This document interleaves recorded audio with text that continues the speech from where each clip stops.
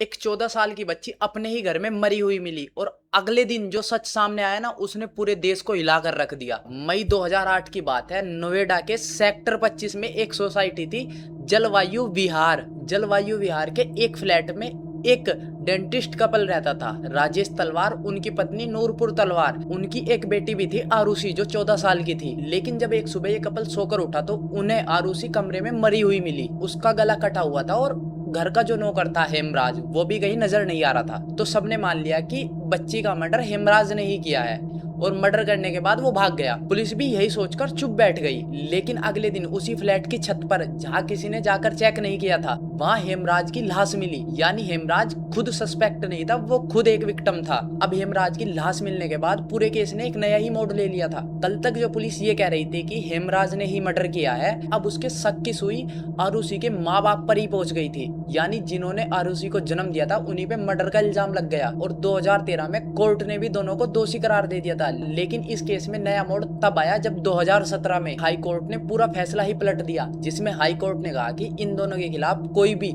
Evidence ये साबित नहीं करता कि मर्डर इन्होंने किया है और कोर्ट ने दोनों को बरी कर दिया। लेकिन आज तक भी नहीं पता चल पाया कि असली किलर कौन था। आपको क्या लगता है? कमेंट बॉक्स में जरूर बताना।